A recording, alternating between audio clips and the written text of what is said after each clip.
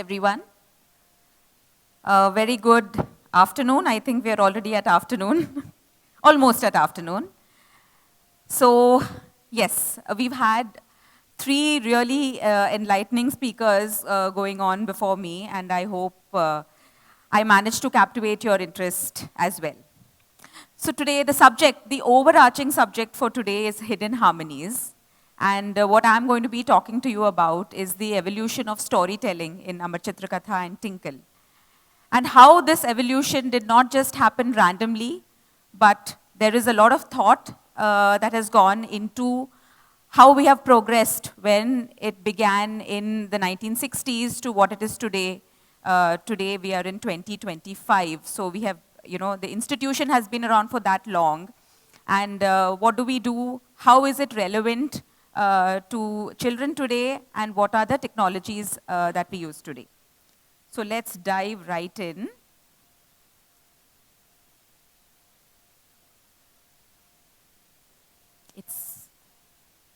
Okay, yes.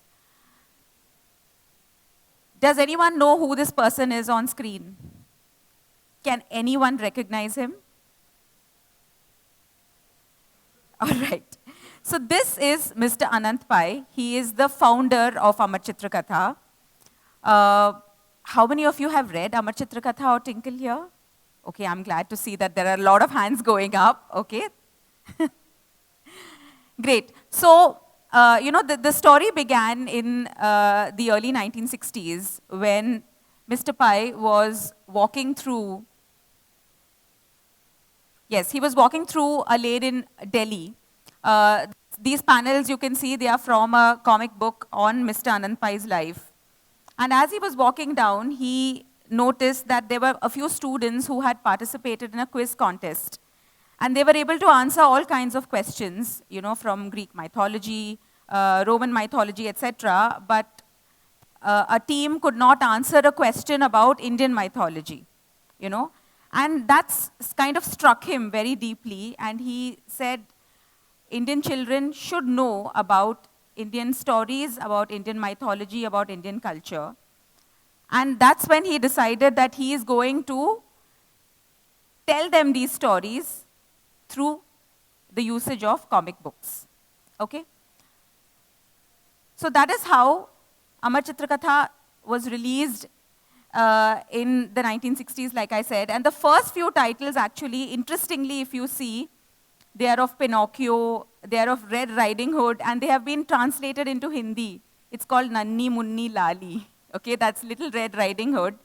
The first 10 comics actually were the illustrated, the classics, the Western classics that were translated into Hindi and English, and that's how they got released.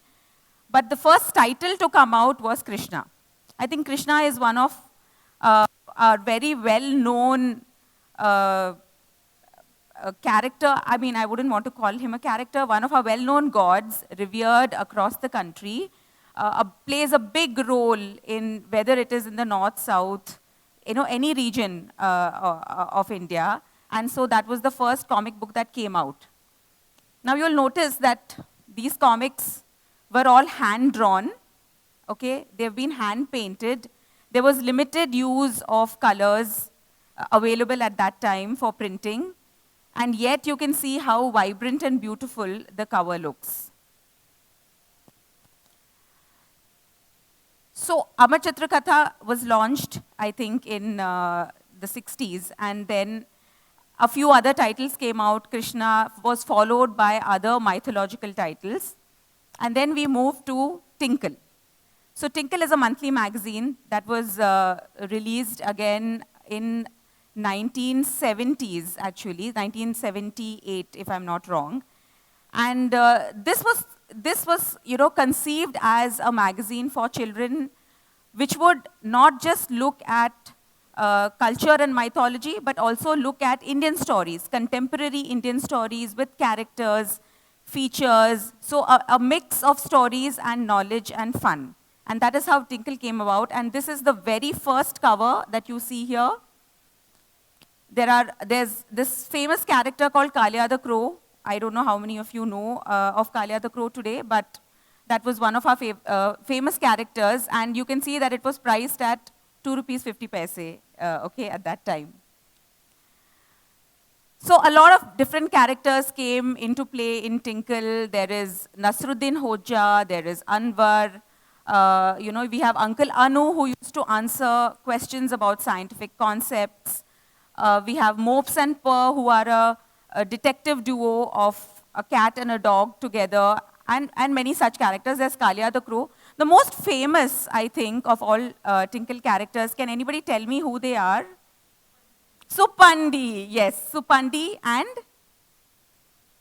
Shamboo, Shikari Shamboo, yes. So Supandi and Shikari Shamboo are, the top characters, and of course we also have Tantri the Mantri. Now, Uncle Pai was a visionary.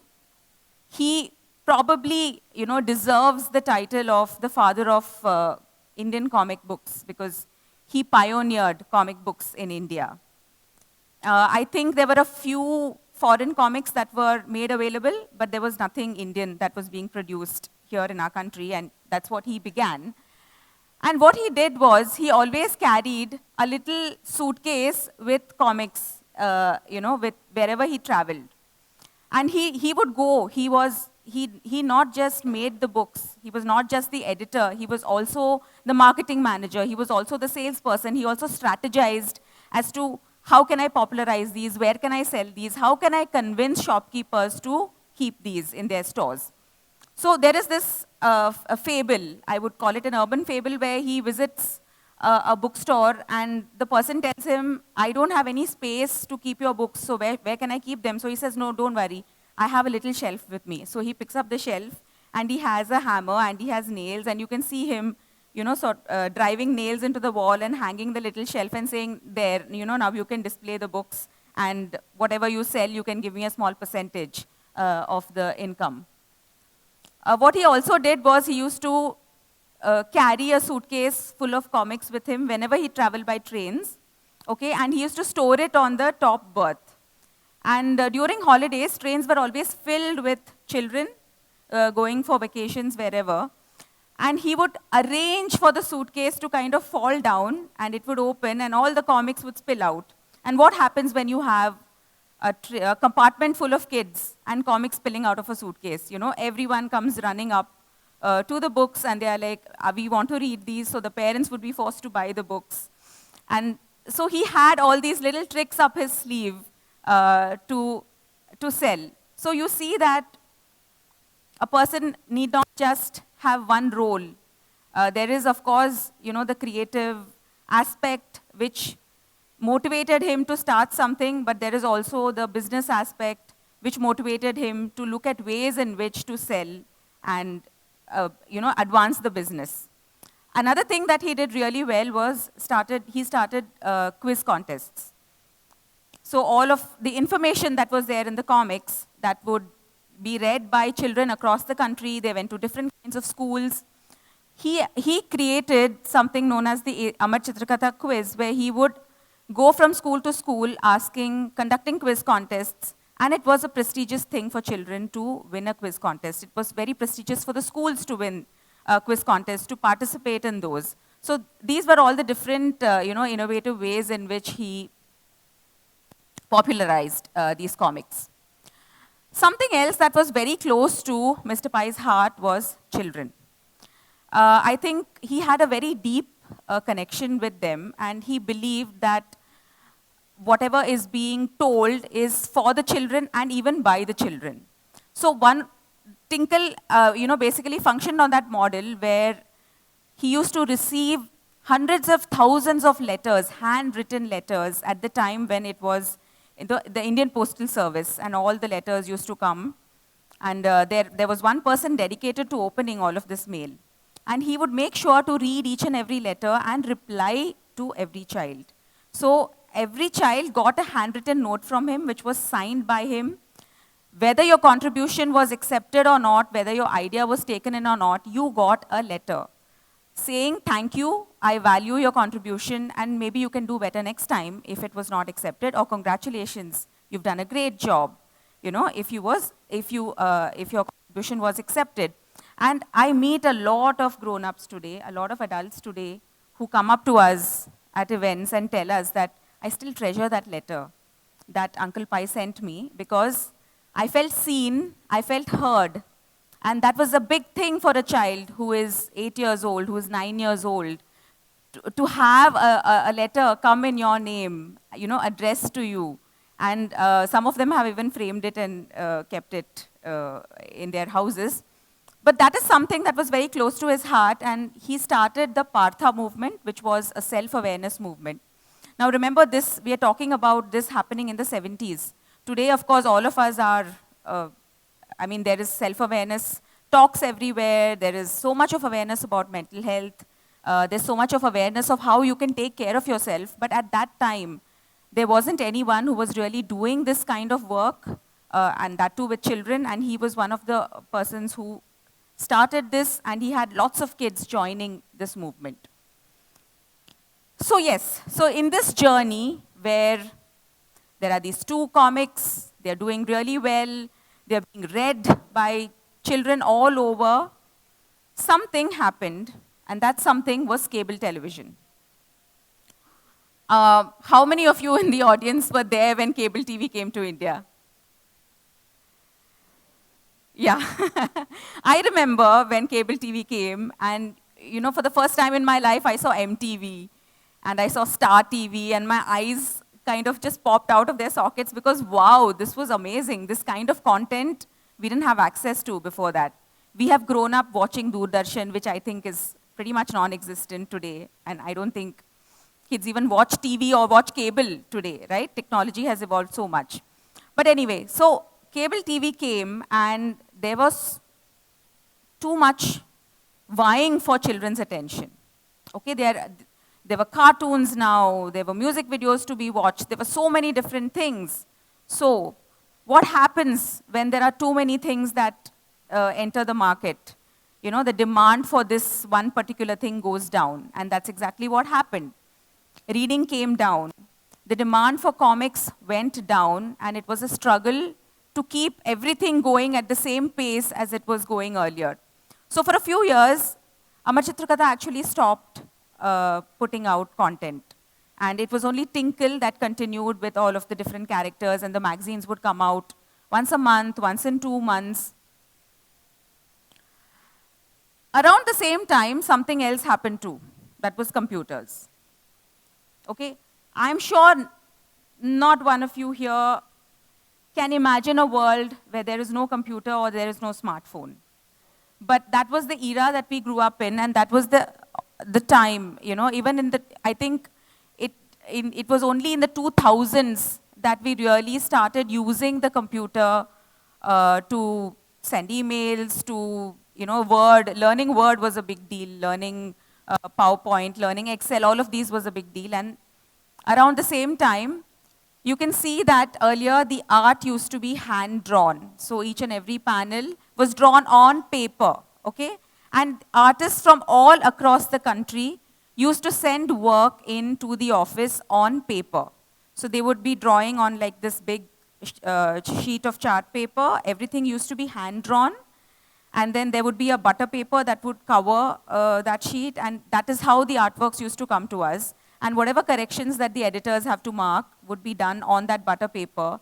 And manually, one would do corrections with like whitener and ink and all of that, okay? So that is how the comics were made. So you can see, this is from the comic Mirabai, and the artist is Yusuf Lean, that forms the cover image. But this is how all the black and white art was done. And the coloring, again, like I said, we didn't have so many colors available then. The printing was very limited. So with a limited palette, this is how a color guide was given to the printer, and the printing then happened. And of course, you can see that this is how the lettering is done. So these are all the steps in the production of a comic. You can see that each and every word has again been handwritten. So we used to have specialized artists, letterists they are called, who used to sit and actually write down every single letter, and it had to look like it was stenciled in, because they had to be uniform. So that was their superpower. And any corrections that needed to be made, at this point, had to be made on the original artwork. So this is how the work used to happen then. And later, we of course moved into digitization. We figured out how we were going to put all the art into the computer, as we used to say then. But everything started getting digitized. We used to send scripts, receive scripts on email. We used to get art on email. And a new era was born, and new titles sort of came into play.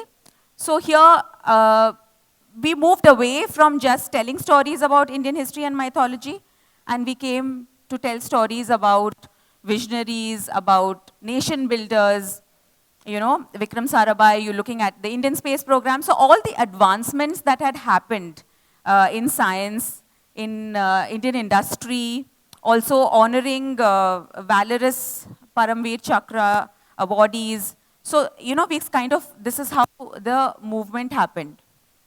With Tinkle, now this Supandi, yes, everyone is very familiar with Supandi.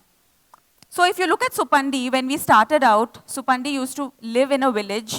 He was a bit of a bumpkin, and you can see how he looks, the costumes he wore, and he was always portrayed as a servant in someone's house. As time progressed, we moved Supandi to an urban setting. So Supandi now lives in the city. He has roommates. He has different kinds of jobs. Okay, and what is his superpower?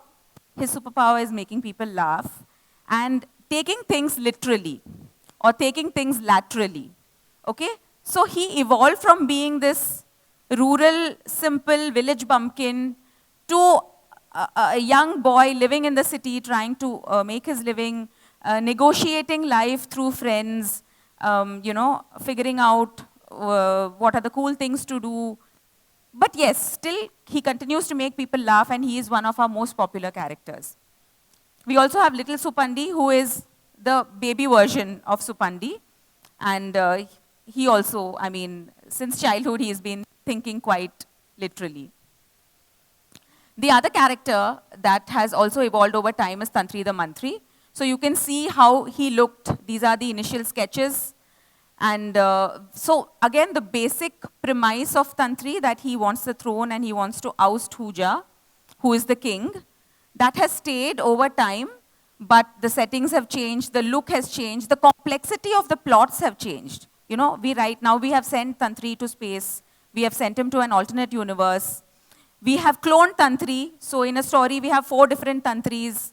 One has short-term memory loss, the other one is kind of a little short because the machine kind of developed a glitch while it was ejecting all of these Tantris out. So in that sense, the settings have changed. So while the basic premise remains the same, I would say the complexity of the stories and the number of characters in each of these stories. So each of the characters have got their own universe. You see those 2 people in the last panel there in that story, that is Dushtu Buddhi and Dead Hit, who are like Tantri's assistants, and they help him fulfill his plots. In that one, you can see that Tantri has morphed into an animal, and the others have morphed into animals. That is Tantri's wife, Hoki, who is a witch in her own right, and she's a good witch. She does not support Tantri's ambitions, but she has come into play quite a bit. So you can see how the evolution of characters have happened over time. This, of course, is again Shikari Shamboo or Shamboo. And Shamboo also began as a gun-toting hunter. Probably inspired by Jim Corbett at that time, when there were man-eating tigers roaming all over India, and you needed hunters to go out with their guns and shoot. Tigers, it was a question of safety. But today, we have to conserve tigers. So you cannot have a gun-toting hunter be a character in a comic book, right? So again, Shamboo has evolved over the years, and while the basic premise of the story that he doesn't really like what he's doing, he doesn't really want to be out in the jungle, he is scared of animals, yet he always manages to do what he's been assigned to do due to a series of due to serendipity, essentially. That continues, but again, Shambhu's settings have changed, what he does has changed. The role of his wife, Shanti, has changed, Shanti is portrayed as a really strong woman now. She kind of does things by herself, while earlier you would just see her following him around as this nagging wife who wanted to get him to do things. Now she just takes the lead on things. Recently, we wrote a story about Shanti taking part in a wrestling contest. And the whole story revolved around her and what she did, and Shamboo playing a secondary role, in the whole thing. So that is the evolution of Shamboo. Another character who was very popular in those days was Chamataka, Doob Doob, Kichu Michu, and Kalia the Crow. And those stories used to revolve around how Chamataka was out to get his prey, and Kalia would always come and save the animals from being eaten by him. And now the whole universe has expanded to include all sorts of animals. So we have monitor lizards, we have bison, we have an old turtle called Purani, who is the queen of the jungle. And again, the stories, and you can see how the art styles have also evolved over the years. This is another character called Ina Mina Maina Mo. They're 4 sisters, and the father is a miser. And that has now moved to this. They're still 4 sisters, father is still a miser. But now each of the girls has their own personality. Ina is a fashionista. She's got pink hair. Mina is into sports. Meena is into sports. Mina is a bookworm. She's also an activist. So she, supports causes. She's very vocal about what she believes in. And Mo, the little one, is a baker. And that is how we have different sort of stories. And many, many new characters have been introduced over the years. Does anybody know Wingstar? Yes, yay, hooray, yes. So Wingstar is, we like to call her India's first superhero from the Northeast. She solves crime. She has this super suit that she wears, which lets her fly. Her father's a scientist, and he has designed the suit for her. She has an entire set of superheroes around her, and they go around tackling crime. We have the defective detectives, who see a conspiracy wherever they go. They could be sitting here and they will be thinking, why does she have these things coming out of her ears? I'm sure she's trying to take over the world, or she's trying to hypnotize us, or something like that. So they're always looking for a conspiracy, and sometimes they're right and sometimes they're not. Then we have a series called Noise, which is set in Nilgiri Orchid International School. That is what Noise stands for. And there are these secret tunnels under their schools, okay? So there are these 2 rival schools called Envy and Noise, and there are these huge underground tunnels, and the kids go around finding out why these tunnels are there, and do they serve a larger purpose than just being used for commuting from one school to the other. So that's sort of an ongoing mystery in Noise. And we have the Yog Yodhas, who use different yoga poses to call their spirit animals. So they have something called pranis, which are spirit animals, and you have to do different yoga poses to invoke these. And super weirdos, again, they have super weird superpowers. So, funny powers, like someone will just scratch their eyebrow and you might get frozen. Okay, or someone would shake their armpits and make this farting noise, and something else would happen, because of that. So that was how all of these different characters have evolved over all of these years.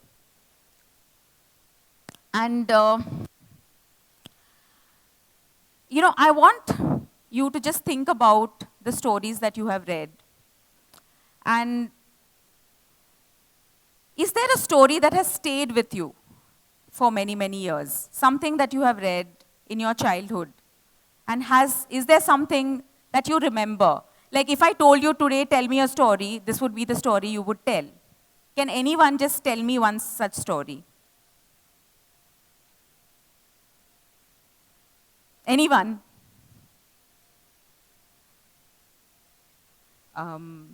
Yes? All right.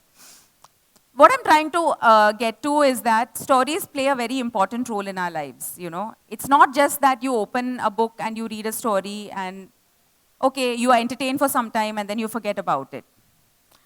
But there are a lot of very important cues and messages and, you know, that you get from stories.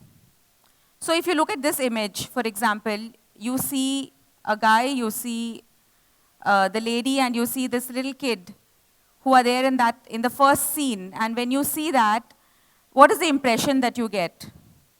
That there is a lady who's holding a broom, right? And in this one, she's not. She's just standing. She has like a kind of a neutral stance and she's talking to this person. The father is still seated on the sofa. But it makes a world of difference. Just by removing the broom from her hand, the message that you get, right, it makes a world of difference. So a lot of times what happens is that when we continuously see certain images or when we continuously read certain kinds of narratives which are popular or which have been,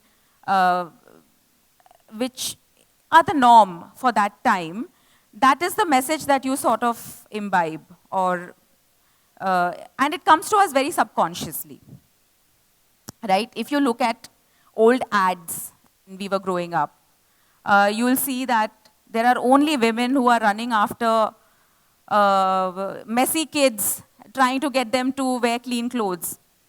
Or if you look at food ads for a ketchup, or if you look at an ad for a cooking oil, you will only see, again, women in the kitchen who are frying something and serving it, and everybody else is seated and they're eating. So the messaging that you get is that as a woman, you have to be doing that and serving. And as a guy, you can just be sitting down and eating, and that's fine. But that's not the way it works in real life, you know. It's not necessary that women have to only do this and men have to only do that. So this kind of stereotyping, which unfortunately is there even today, even though we have made advances and Kalpana Chawla has gone into space and Sunita Williams has come back from space, it doesn't matter. There are still certain roles that are ascribed to the genders, and we keep seeing those kind of images again and again and again, you know, on media. So, you know, editorially, it was very important for us to change these messaging. And I feel comics is a great format for doing that because it's not just the words, it's also, there's a lot of imagery involved. So this being a midpoint between a traditional book to, say, a movie where there is only moving images, and I mean, you are kind of receiving. Comic books form a bridge between these two formats where you are kind of actively reading and imagining something, but you are also given certain images to go with it, right? So that is how we chose to tell certain stories. We have chosen to you know, design scenes in a certain way. So you can see that we have social reformers. We're telling stories about tribal leaders who participated, you know, in the freedom struggle. There are young children who played major roles, you know, in the freedom struggle. Even in the space of mythology, there are a lot of women characters who are not really highlighted. And that is something else that we wanted to talk about. These are women leaders in the Constituent Assembly who were part of writing the Constitution. But you know, you typically only hear about Ambedkar and a few others who were part of that. Right? So these are the kind of messaging, this is the way the storytelling has evolved over time.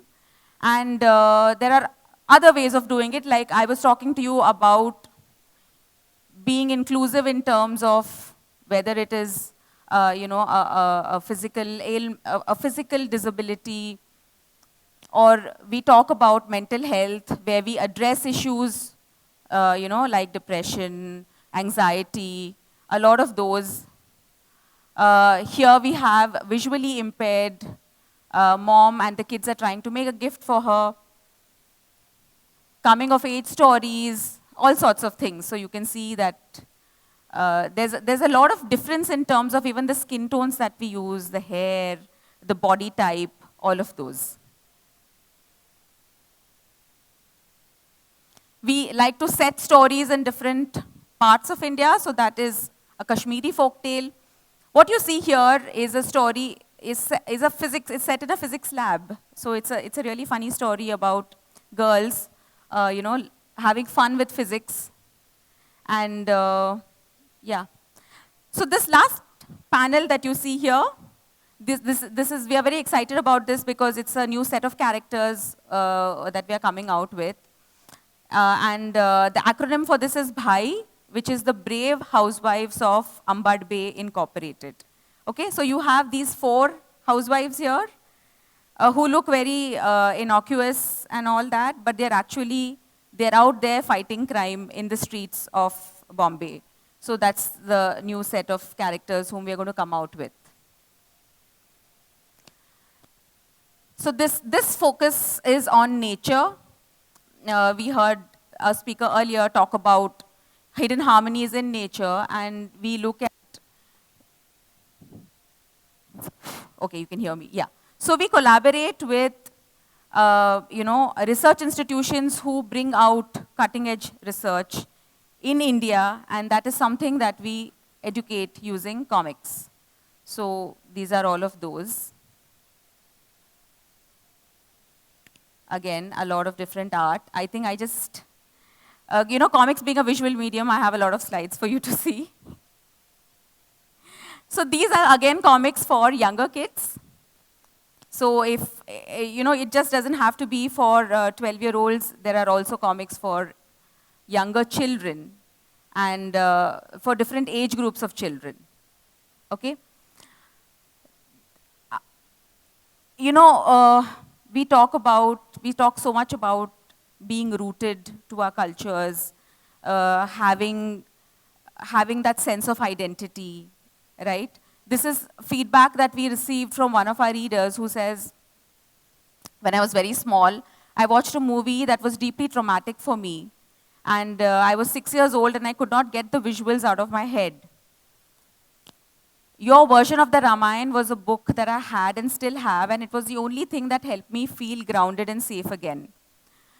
So, at a time when there were extended families, there were grandparents, the grandparents used to tell the stories. Today we have Alexa, we have nuclear families, we have Alexa, who's going to tell the stories? And it's, as much as we are all getting globalized and, what is available in the US is available here. What is available in any part of the world is available here. We all listen to the same kind of music now. A Taylor Swift concert gets as many, fans here as any other part of the world. But there is still something to be said about holding on to our roots, holding on to our culture that is very special. And that is something that will give us a sense of security and a sense of home. And that very clearly comes through in this beautiful letter that has been shared by a reader. Are we out of time? We can end it? Okay. So the next step that came about, I spoke about transformation from, comics being made on paper to computers to now everything is, of course, done digitally, but it's also being consumed digitally. So we have all of our comics available on different apps. The reach of this has widened. There are people all over the world who can access this. And this happened mainly thanks to the pandemic. Also, something beautiful that we noticed was during the pandemic, we had stopped printing, and it was only available digitally. But there was a resurgence of print after that. And there were certain things that did well on the app, and therefore we decided to print those, and we realized that, hey, they do well, and people want to read this kind of content in print as well. So I would say that right now, we are kind of, there's a coexistence that's happening between the digital format as well as the print format. And recently we conducted a readathon, across schools and all over India. And a lot of the kids read on phones. And it went out to almost 100 schools in India. There was children in small government schools who wanted to participate. The good thing about the app is that it's available on this and everybody has this today. So they participated and the response was overwhelming. And again, we got a lot of letters from principals and teachers saying that it has not just encouraged people to read, it has also given them a certain confidence after being exposed to all of these different types of content.